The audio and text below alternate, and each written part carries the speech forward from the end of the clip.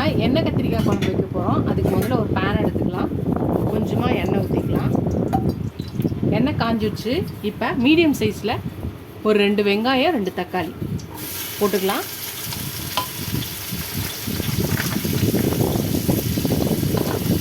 ரெண்டு 10 தேங்காவையும் போட்டுக்கலாம். ஃபஸ்ட்டு இது நல்லா வதக்கிக்கலாம். இது நல்லா வதங்கட்டும்.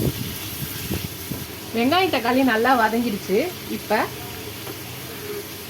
2 டேபிள் ஸ்பூன் குழம்பு மிளகாய் தூள் போட்டுக்கலாம்.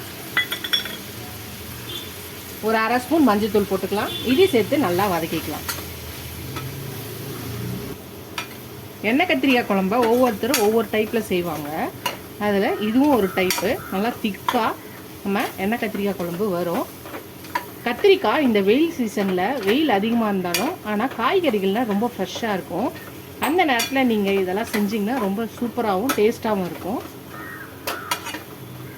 இது நல்லா வதங்கிடுச்சு. இது ஆறட்டும். ஆறினோடனே இதை அரைச்சி எடுத்துக்கலாம். நம்ம எண்ணெய் கத்திரிக்காய் குழம்புக்கு நம்ம அரைச்சி பேஸ்ட் எடுத்து வச்சாச்சு. இப்போ மறுபடியும் ஒரு பேன் வச்சுக்கலாம்.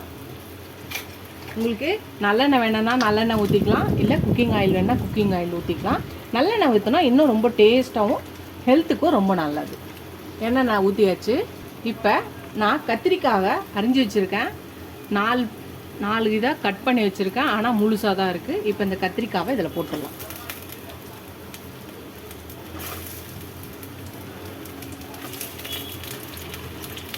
இந்த கத்திரிக்காவை இந்த எண்ணெயிலேயே கொஞ்சம் நேரம் வதக்கிக்கலாம்.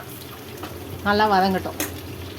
கத்திரிக்காய் கொஞ்சம் ஓரளவுக்கு நல்லா வதங்கிடுச்சு. இப்போ நம்ம அரைச்சி வச்ச இந்த பேஸ்ட்டை இதில் ஊற்றிடலாம். ஊற்றி இதை நல்லா கலக்கிக்கலாம்.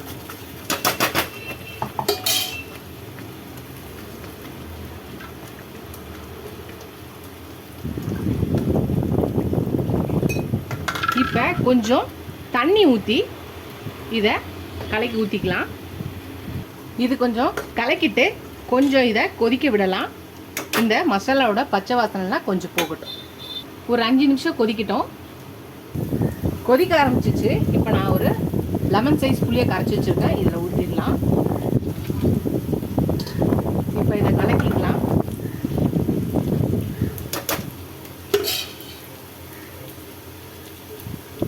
இப்போ இதுக்கு தேவையான அளவான உப்பை போட்டுக்கலாம். இப்போ இதுக்கு கலக்கிட்டு இது நல்லா கொதித்து கத்திரிக்காய் நல்லா வெந்து இந்த குழம்பு பச்சை வாசனை போய் நல்லா திக்காகும். அது வரையும் இது கொதிக்கட்டும். ஃப்ரெண்ட்ஸ், அவ்வளோதான் நம்மளோட எண்ணெய் கத்திரிக்காய் குழம்பு ரெடி ஆயிடுச்சு. இறக்கி வச்சாச்சு. ரொம்ப சூப்பராக இருக்குது பாருங்கள். இதை சூடான சாதத்தில் நம்ம எண்ணெய் கத்திரிக்காய் குழம்பு ஊற்றி நல்லா திக்காக வந்திருக்கு பாருங்கள். ரொம்ப சூப்பராக இருக்குது. நான் சொன்ன அளவுகளோடு செஞ்சிங்கன்னா ரொம்ப அட்டகாசமாக இருக்கும். இப்போ நம்ம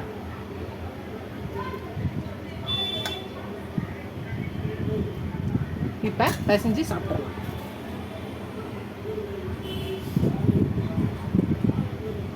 கத்திரிக்காய் பார்த்தீங்கன்னா நல்லா வெந்திருக்கு. பார்த்தீங்கன்னா தெரியும், சூடாக இருக்குது. கத்திரிக்காயோட பிச்சு நம்ம குழம்போட நல்லா சுட இந்த சாப்பாட்டை எடுத்து சாப்பிட்டு பார்த்துறேன்.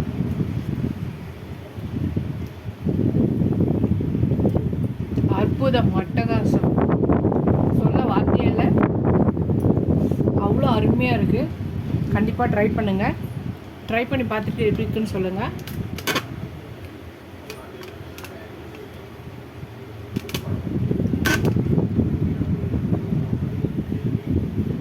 இது தொட்டுக்க அப்பளமோ இல்லை வெண்டைக்காவோ எது இருந்தாலும் செம்மையாக இருக்கும். இது தொட்டுக்க கூட நம்மளுக்கு தேவையில்லை. இந்த கத்திரிக்காயும் குழம்பு வச்சு சாப்பிடும்போது அல்டிமேட்டாக இருக்கும். அற்புதமாக இருக்கும். பக்காவாக இருக்கும். டாப் மச் அப்படின்னு சொல்லுவார்ல நம்ம தாமு அப்பா, அது மாதிரி டாப் மச்சாக இருக்குது. கண்டிப்பாக இந்த கத்திரிக்காய் எண்ணெய் கத்திரிக்காய் காரக்குழம்பு ட்ரை பண்ணி பாருங்கள். ட்ரை பண்ணி பார்த்து எப்படி இருக்குன்னு சொல்லுங்கள்.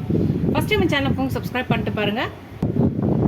இதுவரை சப்ஸ்கிரைப் பண்ண எல்லா ஃப்ரெண்ட்ஸ்க்கு தேங்க்ஸ். எனக்கு என் சேனலுக்கு சப்போர்ட் பண்ணிங்கன்னு நினைக்கிறேன். நீங்கள் எவ்வளோக்கு சப்போர்ட் பண்ணுறீங்களோ அவ்வளோக்கு என்கரேஜிங்காக இருக்கும், சப்போர்ட்டிங்காக இருக்கும். புது ரெசிபிஸ் போட ஹெல்ப்ஃபுல்லாக இருக்கும். இதோட அடுத்த ரெசிபியில் பார்க்கலாம். டாடா பாபா ஃப்ரெண்ட்ஸ்.